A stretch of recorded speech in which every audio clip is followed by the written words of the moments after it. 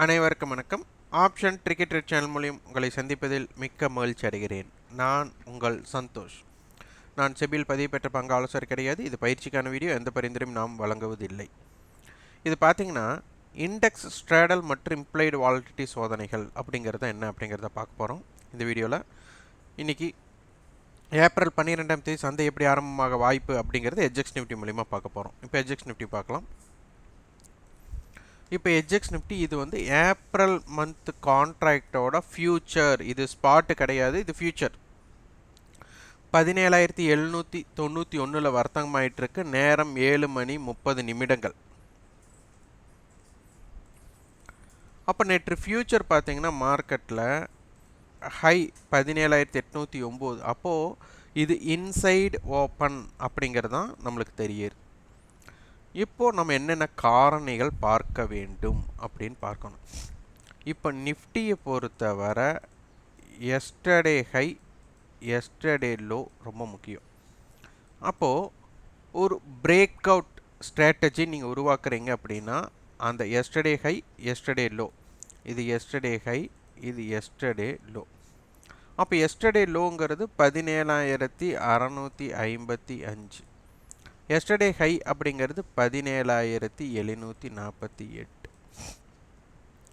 அப்போது இதோட break out நம்மளுக்கு முக்கியம். இந்த பிரேக் அவுட் ஆனதுக்கப்புறம் சந்தை என்ன நடக்கிறது அப்படிங்கிறது தான் ரொம்ப ரொம்ப முக்கியம். இப்படி மேலே போயிட்டு நிற்க முடியாமல் கீழே வரும்போது அதனுடைய பலவீனம் ஜாஸ்தியாக இருக்கும். இதை கடக்கவில்லை அப்படின்னாலும் அதற்குண்டான இம்பேக்டும் இருக்குது. இல்லை இதனை கடந்த பிறகு சந்தை இதற்கு கீழே வராட்டி இப்படி தான் ப்ராபபிலிட்டி ஆஃப் சான்சஸ் நம்ம எடுக்க முடியும்.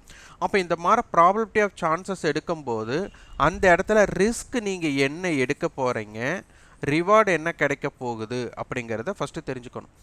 அப்போது நேற்றைய ஹையை கடந்து மேலே சென்றவர்கள் நிலை பெற முடியாமல் நேற்றைய ஹைக்கு கீழே வரும்போது அவர்கள் எங்கே உலாவறதுக்கு வாய்ப்பு இருக்குது அப்படின்னா இந்த லோ டு ஹை இந்த ஜோனுக்குள்ளே தான் இருக்க வாய்ப்பு.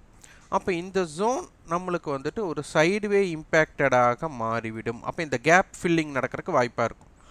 அதற்கப்புறம் நேற்றைய லோவை பிரேக் பண்ணால் செல்லிங் ப்ரெஷர் வரணும். அப்போ அந்த செல்லிங் ப்ரெஷர் வந்தால் எப்படி இருக்கும், வரவில்லை என்றால் எப்படி இருக்கும்.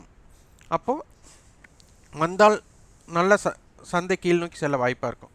அப்படி செல்லிங் ப்ரெஷர் வரலைன்னா சந்தை அப்போது திருப்பி இந்த இன்சைடு கேப்குள்ளே வரும்போது திருப்பி வாலடைல் ஆகக்கூடிய வாய்ப்பாக அமையும். இதற்கு உங்களுக்கு என்னென்ன தெரியணும் அப்படின்னா ஓப்பனுக்கு மேல் நிலை பெறுகிறதா, எஸ்டர்டே ஹைக்கு மேல் நிலை பெறுகிறதா. நிறைய பேர் யோசிச்சுட்டே இருப்பீங்க இந்த ஒரு பிரேக் அவுட் ஆனதுக்கப்புறம் என்ன நடக்கணும் அப்படின்னா வேகம் ஸ்பீடு இருக்கணும்.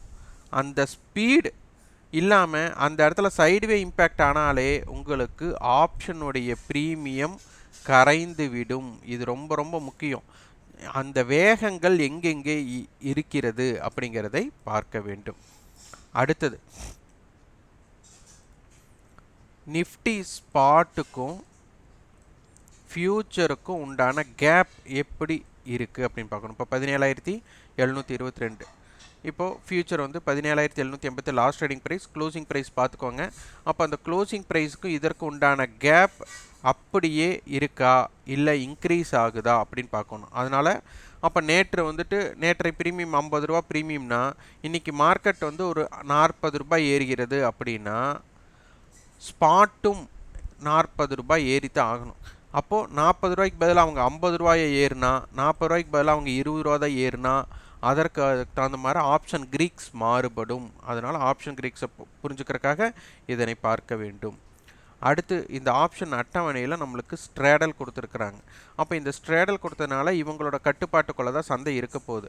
அப்போ சந்தையோட கட்டுப்பாடு எங்கெங்கே இருக்குது அப்படின்னா 17,700 கால் 70 ரூபா. அப்போ 17,770. 17,700 புட் 38 ரூபா. அப்போ 17,663.2. இந்த எல்லைக்குள் நம்மளுக்கு இது வந்து கால் ரைட்டர்ஸ் பயப்படக்கூடிய இடம், இது புட் ரைட்டர்ஸ் பயப்படக்கூடிய இடம். இந்த ரெண்டு ப்ரீமியத்தை ஆட் பண்ணால் நம்மளுக்கு ஒரு 108 பாயிண்ட்ஸ் வருது. அப்போ 17,808, இந்த பக்கம் 17,592 இந்த ஜோன். அப்போ இந்த ஜோனுக்குள்ளே தான் சந்தை இருக்க போகிறாங்க. இவங்களோட கட்டுப்பாடு இதற்குள்ளே தான் இருக்க போகிறது. இந்த கட்டுப்பாட்டை மீறும்போது சந்தையோட தாக்கம் மாறுபடும். அதனால் ஒரு இம்பேக்ட் கிரியேட் ஆகிற இடம் தான் இதெல்லாம். அப்போ இந்த இடத்துல என்ன இம்பேக்ட் ஆகுது அப்படிங்கிறதை நீங்கள் பார்த்து குறிப்பெடுக்க வேண்டிய சூழ்நிலையில் இருக்கிறீர்கள். இப்போ பிரச்சனையே இம்ப்ளைட் வாலெட் தான். ஒரு பிரேக் அவுட்டுக்கு அப்புறம் ஒரு சுவாரஸ்யம் இருக்கணும். அந்த சுவாரஸ்யமின்மை காரணமாக சந்தையோட மூமெண்ட் வேல்யூங்கிறது வந்து ரொம்ப குறைவாக இருக்கும். அப்போ இந்த வேல்யூம் குறைவாக இருந்து அவங்க பெரிய ரேஞ்சாக கன்வெர்ட் பண்ணக்கூடிய வாய்ப்பு வந்துட்டு 10% தான் இருக்குது. மீதி 90% நம்மளுக்கு சைடுவே இம்பேக்டட் ஜோன் தான் இருக்க வாய்ப்பாக இருக்கும். ஆனால் அதற்கு தகுந்த மாதிரி உங்களோட வியாபார அமைப்பை பயன்படுத்திக்கணும். இப்போ இது நிஃப்டியில் ரெசிஸ்டன்ஸ் 17,770, 17,793, 17,824, சப்போர்ட் லெவல் 17,709, 17,689, 17,662 இருக்கும். பேங்க் நிஃப்டிக்கு நேற்று ஒரு நல்ல ஒரு மொமெண்டமாக இருந்தது. ஏன்னா அதற்கு முந்தைய நாள் ஹை 41,139 பிரேக் பண்ணி அதற்கு மேலே தான் க்ளோஸ் ஆகிருக்கு. நிஃப்டியும் அதே மாதிரி தான், பேங்க் நிஃப்டியும் அதே மாதிரி தான் க்ளோசிங் ஆகிருக்கு. 41,403 ஹையை வச்சுருக்காங்க. க்ளோசிங் 41,366 வச்சுருக்காங்க. இதுலேயும் ஸ்பாட்டுக்கும் ஃபியூச்சருக்கும் உண்டான கேப் மெயின்டைன் ஆகுதா அப்படின்னு பார்க்கணும். இதுலேயும் ஸ்ட்ராடல் 41,300, 41,200 ஸ்ட்ராடல் கொடுத்துட்டு அதுக்கப்புறம் ஒரு ஸ்ட்ராங்கல் கொடுத்துட்டாங்க 41,000 41,500க்குள்ளே. அப்போ இவங்களோட ப்ரீமியம் பார்த்தீங்கன்னா 150 ரூபா. அப்போ 41,650 40,850 சந்தை இந்த ரேஞ்சுக்குள்ளே இருக்கிறதுக்கு தான் வாய்ப்பு அதிகங்கிற இதை கொடுத்துட்டாங்க. அப்போ இந்த ரேஞ்சை மீறும்போது தான் கட்டுப்பாட்டை இழக்கக்கூடிய சந்தர்ப்பம் ஏற்படும். இந்த இடத்துல கட்டுப்பாட்டை இழக்கிறதா இல்லை அங்கிருந்து என்ன நடக்குது அப்படிங்கிற இம்பேக்ட் ஜோனை நீங்கள் பார்க்க வேண்டும். இதுலேயும் இம்ப்ளைட் வாலெட்டி பெருசாக இம்பேக்டட் இல்லை. இதில் குறுகிய எல்லை அப்படின்னா 41,167 to 41,511, wide range 40,956 to 41,644. Resistance பார்த்தீங்கன்னா 41,429, 41,511, 41,610. சப்போர்ட் லெவல் 41,267, 41,167, 40,948 இருக்கும். இதற்கு உண்டான விஷயங்களை நீங்கள் படிப்படியாக பார்க்கணும். அப்போ தான் சந்தையில் எப்போ மூமெண்ட் இருக்கோ, பெரிய மூமெண்ட் இருக்க வாய்ப்பு இருக்கோ, அன்னைக்கு சந்தையில் நீங்கள் வியாபாரம் பண்ணி நஷ்டமாகலாம்.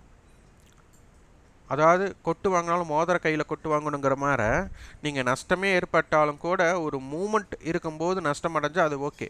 ஆனால் மூமெண்ட்டே இல்லாத இடத்துல, வாய்ப்பே இல்லாத இடத்துல நான் வாய்ப்பை ஏற்படுத்துவேன்னு ஒரு ஓவர் ட்ரேட் பண்ணுறீங்க அப்படின்னா அது உங்களுடைய முதலீட்டையும் பங்கு சந்தை மீது உங்களுக்கு உண்டான நம்பிக்கை இழப்பு ஏற்படக்கூடிய வாய்ப்பும் அதிகமாக இருக்கும். அதனால் நிதானமாக பொறுமையாக உங்களுடைய முதலீட்டை பயன்படுத்தும் போது இந்த இடத்தில் வாய்ப்புகள் எந்த இடத்துல இருக்குது, ரிவார்டு நம்மளுக்கு எவ்வளோ கிடைக்கக்கூடிய, அப்போ ரிவார்டுக்கு தகுந்த மாதிரி தான் ரிஸ்க் எடுக்கணும். நான் 1000 ரூபாய் ப்ராஃபிட் எடுப்பதற்காக ஒரு 5000 ரூபாய் ரிஸ்க் அடிப்பேன் அப்படிங்கிறது வந்து ரொம்ப தவறாக இருக்கும். அதே 1000 ரூபாய் ரிஸ்க் எடுத்தால் நான் 5000 ரூபாய் ப்ராஃபிட் புக் பண்ணுவேன் அப்படிங்கிறதுக்கு இது ஓகே. ஆனால் 1000 ரூபாய் ரிஸ்க் எடுக்கும்போது அந்த 5000 ரூபாய் ரிவார்டு கிடைக்கக்கூடிய இடத்துல தான் இது எடுக்கணும். நான் எப்போ பார்த்தாலும் இதான் பண்ண போகிறேன், 1000 ரூபா ஸ்டாப் லாஸ் போட போகிறேன், 5000 ரூபா ப்ராஃபிட் பண்ண போகிறேன்னா 5000 ரூபா ப்ராஃபிட்டே வரக்கூடாத இடத்துல, வர இயலாத இடத்துல எப்படி நீங்கள் அதை எதிர்பார்க்க முடியும்? அதனால் அதனை புரிந்து கொண்டு வியாபாரம் செய்ய முற்படுங்கள். இதற்குண்டான கட்டண பயிற்சி இருக்குது. விருப்பம் உள்ளவர்கள் 9842610908 என்ற வாட்ஸ்அப் எனக்கு தொடர்பு கொண்டு அதன் விவரத்தை உங்கள் விருப்பத்தை பதிவு செய்து கொள்ளுங்கள். இந்த வீடியோ உங்களுக்கு பயனுள்ளதாக இருந்தால் லைக் பண்ணுங்கள், ஷேர் பண்ணுங்கள், சப்ஸ்கிரைப் பண்ணுங்கள். கண்டிப்பாக உங்கள் ஃபீட்பேக் கமெண்ட் பாக்ஸில் பதிவு பண்ணுங்கள். நன்றி, வணக்கம்.